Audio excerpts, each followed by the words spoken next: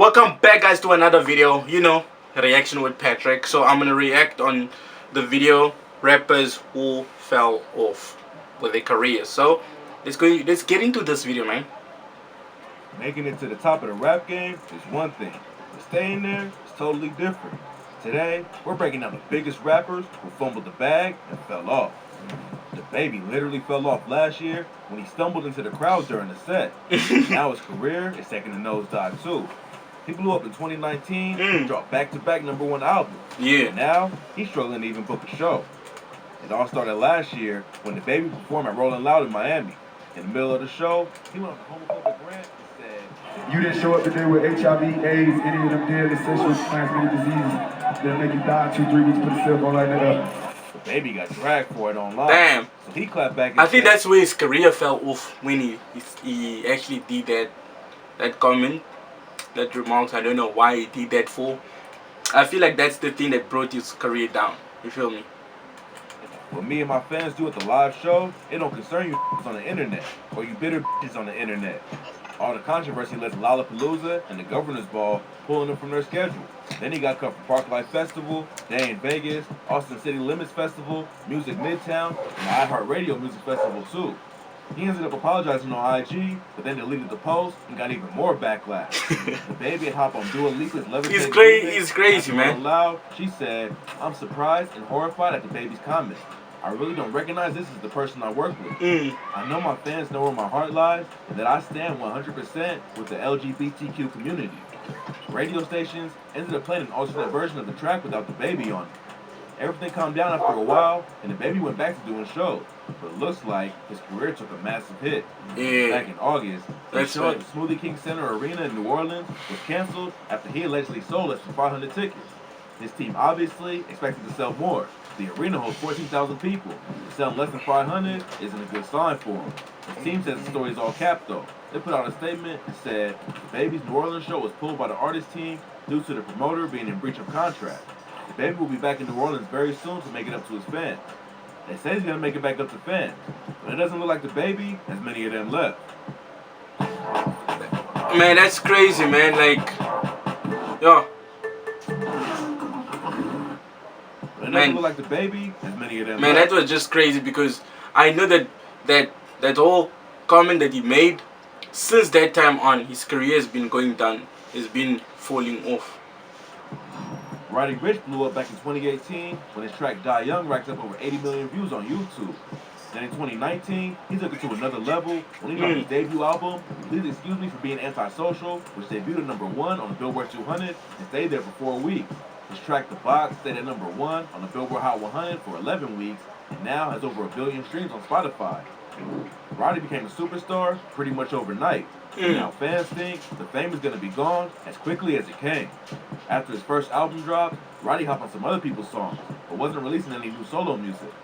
Fans were waiting for his sophomore record, and in 2020, he told GQ that the album was done and that it was a full-blown masterpiece, a real idea, a real body of work. 2 years after his first album, Roddy finally dropped Live Life Fast in December 2021. But fans and critics weren't feeling it like his older projects. It debuted at #4, but fell off fast. And people immediately started saying that Roddy peaked. Back in February, he started hyping up his new music. He posted a snippet from a track called Out My Mind, but people started clowning the track like crazy. A couple hours later, he ended up deleting the snippet and wrote, "Guess I'm a flop now. Shit crazy," on his IG story. The situation was obviously getting to him, because after that, Roddy deactivated his Twitter and IG account. A lot of fans thought he totally fell off, but back in June, Post Malone announced that Roddy Ricch was going to be touring with him. Roddy was featured on the track Cooped Up off Post Malone's new album. And getting the tour with one of the hottest artists in the world should definitely help his career. He definitely fell off from where he was a couple of years ago. If he drops another hit, Roddy could be right back at the top. Lil Mosey He could. Pull Up. He could be back on He top. dropping music for a couple years and built up a fan base. But Pull Up really put him on the map and racked up over 25 million views on YouTube.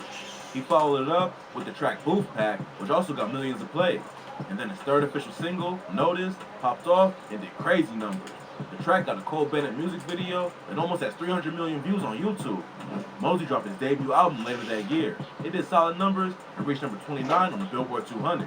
But a lot of fans were surprised that it didn't sell more. All the singles popped off and did big numbers, but that success didn't carry over to album sales. In 2019, he had another Cole Bennett music video for the track Bust Down Cartier, but it only racked up around 15 million views. 15 mil is a lot, but his last collab with Bennett almost hit 300. I don't know, some artists were meant to have just one hit wonder. You know, when your wave is there, keep dropping. You know? Like Roddy Ricch, for me, like honestly, Roddy Ricch can still come back into the game because he still gets features. He has no beef. Understand? Just that he's not recording as he should and all that stuff. But like, as for the baby, he's definitely falling off. That's a fact. So this was definitely a fall off. He dropped his second album in 2019, but it only sold 23K in the first week, and fans weren't really rocking with it. It looked like Mosey had fallen off for good, but in 2020, he went more viral than ever with the track Blueberry Faygo. Mosey hopped on the TikTok rap wave, and it paid off big time. Blueberry Faygo went crazy online. In the music video, I feel like TikTok is helping some artists from falling off. I mean like that's exactly what it was meant for anyways. And you just, as an artist, for me as artist, you need to make use of TikTok because that's the only way that can help you as an artist to stay relevant. You feel me? racked up even more views in the video for Notice. The same day he dropped the track, Mosey reissued his second album and put Blueberry Faygo on it. Now, it's his most popular song with over 1 billion streams on Spotify. That's crazy. Even though he brought his career back, it looks like Mosey is falling off again. None of his new tracks are doing numbers. Plus, he's facing serious legal allegations too. Mosey's trial's been pushed back a couple of times, and now it's set to start on December 12, 2022. The charges definitely didn't help his career, but it looks like it was pretty much over anyway. Rich the Kid got into the rap game back in 2015 after hustling for a few years. He started popping off and ended up signing a new deal with Interscope in 2017. For a while, he was working with huge artists like Kendrick Lamar, Quavo, and Future, but his career lost a lot of steam. Last year, his Lucky EP only sold 5K his first week out. Rich tried to level up and become a label boss when he started Rich Forever Music, but the label never really popped off, and he's had a lot of drama with his own artists too. It's also what led to his infamous beef with Lil Uzi Vert. Back in December 2020, Rich aired out how he feels about the industry on his IG story. He said, "The industry's full of lying, stealing, blood-sucking motherfuckers for real. They don't hate you, talk shit about you, and the whole time, be dead-ass broke." Around the same time, Fashion Nova hit him up with a lawsuit for $2.1 million over a $100,000 advance that Rich allegedly ran off with. He clapped back on IG and said, "I don't owe Fashion Nova no money. If Fashion Nova want $100,000 from me, they know I can pull up and drop it off." Rich also had to hand over a bag to his former managers. A judge ordered him to pay Blueprint Artist Management $1.1 million after they sued him for not paying. Then his landlord sued him for over $300K after Rich got $32,000 behind on rent payments. He already had money issues going on. In January 2021, Jay Critch aired Rich Forever out on Instagram. He wrote, "I am not rich forever. That shit been a dub. Stop letting these cap about owning masters and shit. They trying to hold these bum-ass deals. Be your brother until the business come up. Then it's all lawyer talk, contract talk, not real shit. If y'all want new music, tell them free Critch, whole ass." Rich clapped back and accused Critch of snaking him just to get it back, and the situation started getting heated. They sent shots back and forth on social media for a while, but eventually they squashed the beef. Last year, Rich went on the New Music Daily podcast and said, "I feel like when it comes to business, you really need to just keep it in-house. But sometimes, when your emotions get mixed up into the business, that's when shit goes bad. That's what I'm really learning as I grow up.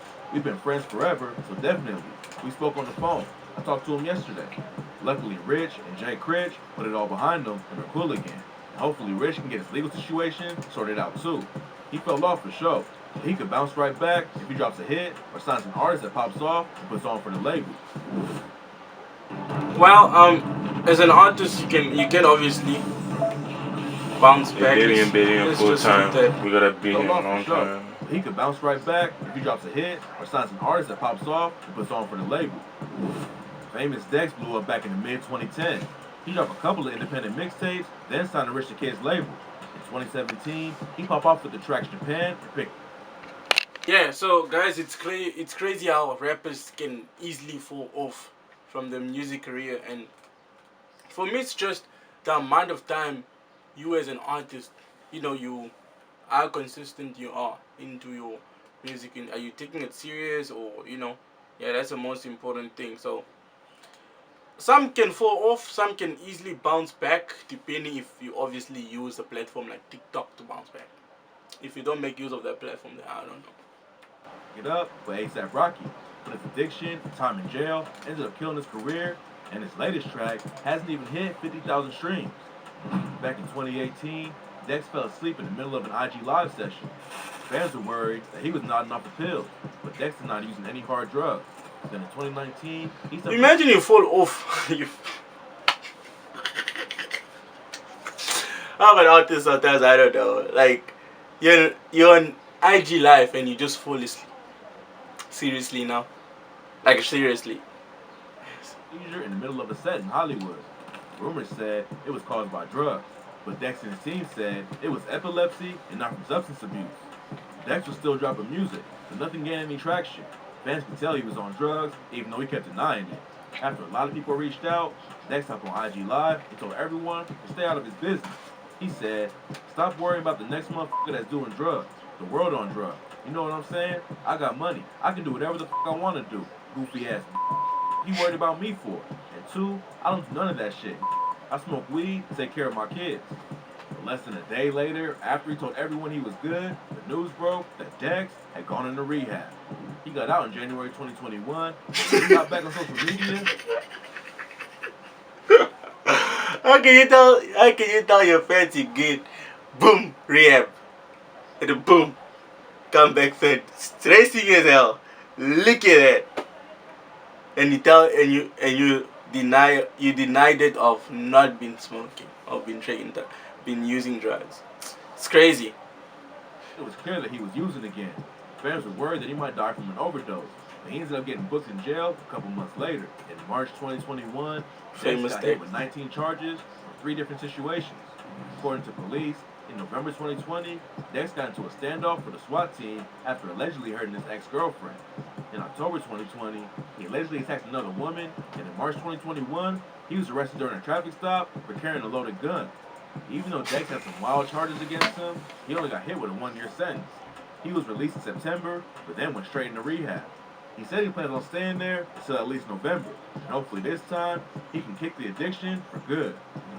Lil Xan was a big part of the SoundCloud mumble rap wave, but he went from touring with massive artists like Nicki Minaj to dropping out of his own tour and starting beef with a random metal band who was a supporting act.